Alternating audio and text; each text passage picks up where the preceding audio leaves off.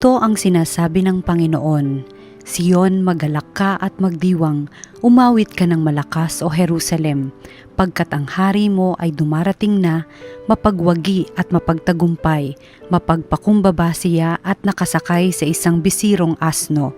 Ipinaaalis niya ang mga karwahe sa Ephraim, gayon din ang mga kabayong pandigma ng Jerusalem. Babaliin niya ang mga panudla ng mandirigma at paiiralin ang pagkakasundo ng lahat ng bansa. Ang hangganan ng kaharian niya'y dagat magkabila, mula sa Euphrates hanggang dulo ng daigdig. Ang salita ng Diyos. Diyos ko at aking hari, pupurihin kitang lagi. Ang kadakilaan ng Diyos ko at hari aking ihahayag, di ko titigilan magpakailanman ang magpasalamat, aking pupurihit pasasalamatan siya araw-araw, di ako titigil ng pasasalamat magpakailanman. Diyos ko at aking hari, pupurihin kitang lagi. Ang Panginoong Diyos ay puspos ng pag-ibig at lipos ng habag, banayad magalit ang pag-ibig niya'y hindi kumukupas, siya ay mabuti at kahit kanino'y hindi nagtatangi, sa kanyang nilikha ang pagtingin niya ay mamamalagi. Diyos ko at aking hari, pupurihin kitang lagi. Magpupuring lahat sa iyo o poon ang iyong nilalang, lahat mong nilikha ay pupurihin ka at pasasalamatan, babanggitin nilang tunay na dakila ang iyong kaharian at ibabalitang tunay kang dakila at makapangyarihan. Diyos ko at aking hari, pupurihin kitang lagi. Di ka bibiguin sa mga pangako pagkat ang Diyos ay tapat, ang kanyang ginawa kahit ano ito ay babuting lahat. Siya'y tumutulong sa lahat ng tao na may suliranin, yaong inaapi, inaalis niya sa pagkagupiling. Diyos ko at aking hari, pupurihin kitang lagi. Basa mula sa sulat ni Apostol San Pablo sa mga taga-Roma. Mga kapatid, hindi na kayo namumuhay ayon sa laman, kundi ayon sa Espiritu. Kung talagang nananahan sa inyo ang Espiritu ng Diyos. Kung ang Espiritu ni Kristo'y wala sa isang tao, hindi siya kay Kristo. Kung nananahan sa inyo ang Espiritu ng Diyos na siyang muling bumuhay kay Hesukristo, ang Diyos ding iyan ang magbibigay ng buhay sa inyong mga katawang mamamatay sa pamamagitan ng kanyang Espiritong nananahan sa inyo. Mga kapatid, hindi na tayo alipin ng likas na hilig ng laman, kaya hindi na tayo dapat mamuhay ayon sa laman, sapagkat mamamatay kayo kung namumuhay kayo ayon sa laman, ngunit kung pinapatay ninyo sa pamamagitan ng Espiritu Santo ang mga gawa ng laman, mabubuhay kayo. Ang salita ng Diyos. Salamat sa Diyos. Ang mabuting balita ng Panginoon ayon kay San Mateo. Noong panahong iyon, sinabi ni Jesus, "Pinasasalamatan kita, Ama, Panginoon ng langit at lupa, sapagkat inilihim mo ang mga bagay na ito sa marurunong at matatalino at inihayag sa mga may kaloobang tulad ng sa bata. Oo, Ama, sapagkat gayon ang ikinalulugod mo. Ibinigay sa akin ng aking Ama ang lahat ng bagay, walang nakakikilala sa anak kundi ang Ama, at walang nakakikilala sa Ama kundi ang anak, at yaong marapating pagpahayagan ng anak. Lumapit kayo sa akin kayong lahat na napapagal at nabibigatan sa inyong pasanin, at kayo'y pagpapahingahin ko. Pasanin ninyo ang aking pamatok at mag-aral kayo sa akin. Ako'y maamo at mababang loob at makasusumpong kayo ng kapahingahan para sa inyong kaluluwa, sapagkat maginhawang dalhin ang aking pamatok at magaan ang pasaning ibibigay ko sa inyo." Ang mabuting balita ng Panginoon. Pinupuri ka namin, Panginoong Hesukristo.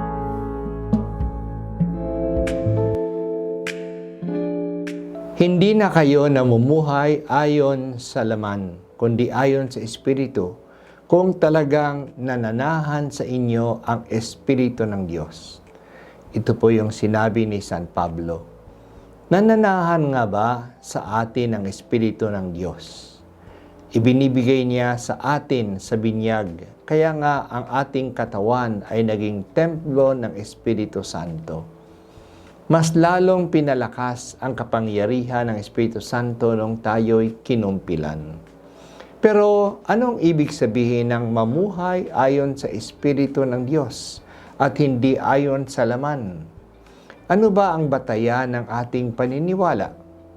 Ang kalakaran ng mundo o ang kalakaran ng Diyos? Kumikilos ba tayo ayon sa anong ginagawa ng mga tao o ayon sa ginagawa at sinasabi ni Hesukristo? Ngayong linggo, may panawagan at sinasabi ni Kristo na kakaiba sa ginagawa sa mundo. Gusto natin na maging panatag ang buhay natin. Ayaw naman natin na mamuhay ng walang kasiguraduhan, na hindi nalalaman kung ano ang mangyayari sa atin bukas. Ano ba ang nagbibigay sa atin ng kapanatagan? Para sa marami sa mundo natin na naging panatag sila kung may hawak silang kaalaman. Kaya sila ay nag-aaral, sila ay nagre-research. Gusto nila maging wise sa mga bagay ng mundo. Maging iyan ay sa business o sa politika o sa kanilang trabaho. Ang iba ay nagiging panatag kung sila ay may kapangyarihan. Masusunod ang gusto nila. Kaya galit sila kapag may gumagawa ng ayaw nila. Sila ang dapat masusunod. Ang iba ay panatag kung sila ay may pera. Nandyan ang kasiguraduhan nila. Mabibili nila ang gusto nila. May mahuhugot sila kapag may kailangan sila. Panatag sila kapag sila ay may hawak. May hawak ng kaalaman. May hawak ng kapangyarihan. May hawak ng yaman. Ito ay ang namumuhay ayon sa laman. Iba ang namumuhay ayon sa Espiritu ng Diyos. Ang nagbibigay ng kamatadagan sa kanila ay ang Diyos. Kumakapit sila sa Kanya. Ang hawak nila ay walang iba kundi ang tiwala na mahal tayo ng Diyos. Kaya hindi niya tayo pababayaan. Isang mapagmahal na ama siya. Ibinigay na niya sa atin ang kanyang kaisa-isang anak. Ano pa kaya ang hindi niya maibibigay sa atin? Bakit abalang-abala tayo? Hindi nga niya mapapabayaan ang mga ibon at ang mga lisda. Tayo pa kaya na ginawang kawangis niya, na tinubos ng kanyang anak?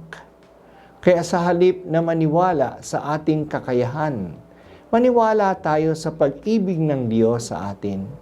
Sa halip na maging mayabang dahil sa mga may hawak tayong kaalaman, may hawak tayong technology, may hawak tayong pera at kapangyarihan, tayo ay mapagkumbabang umaasa kasi hindi tayo pababayaan ng Diyos na makapangyarihan sa lahat na may likha ng langit at lupa. Ang Espiritu ng Diyos ay kumikilos sa mga may kababaang loob dahil sa believe siya sa Diyos. Ang Espiritu ng mundo ay believe sa sarili at ito ay mayabang. Sinabi ni Propeta Zacarias sa ating unang pagbasa na dumating ang Diyos bilang matagumpay na hari, pero sa paraan ng kababaang loob. Ang mga hari at ang mga generals na matagumpay ay dumadating na nakasakay sa kabayong pandigma o sa ating panahon pa sa tangke de gera o sa bulletproof na sasakyan. Pero dumating ang matagumpay na Diyos na nakasakay sa isang bisirong asno o sa ating panahon sa isang traktora o sa isang top-down na motorsiklo. Ang tagumpay sa mundo ay napapakita sa pagsupil sa kaaway. Natalo ang kaaway. Ang tagumpay ng Diyos ay napapakita sa pagtagumpay para sa katarungan. Nagkaroon ng kapayapaan, hindi dahil sa natalo ang kaaway, kundi dahil nagkaroon ng pakikipagkasundo. May kapayapaan dahil sa magkaibigan na, nagkakasundo na ang dalawang magkaaway na panig. Talagang kakaiba ang paraan ng mundo at ang paraan ng Diyos. Dito sa Pilipinas, ilang taon nang kinakalaban ng military ang mga rebelde.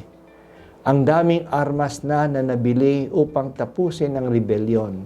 Pero nandiyan pa rin ang mga encounters.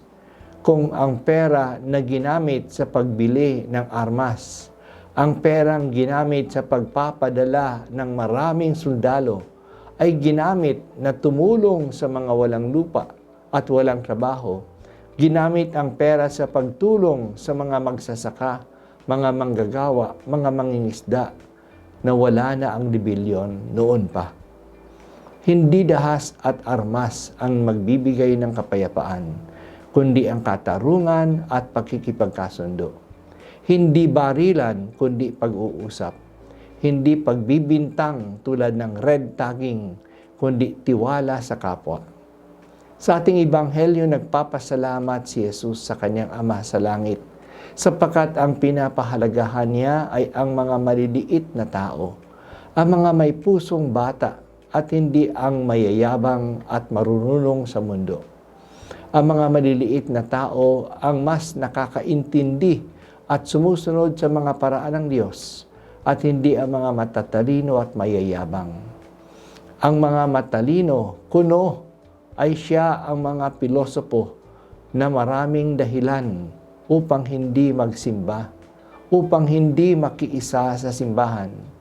Ang mga may mababang loob ay nakikiisa at nakikipagtulungan ang nananalig na hindi sila pababayaan ng Diyos na nagmamahal sa kanila. Kaya kapag tayo ay nahihirapan sa buhay, tugunan natin ang paanyaya ni Jesus na lumapit sa Kanya at bibigyan niya tayo ng kapahingahan. Dito rin nagkakaiba ang paraan ng laman at ng Espiritu ng Diyos. Para sa mga tao makamundo, makakapagpahinga sila kapag wala silang ginagawa. Iba si Jesus.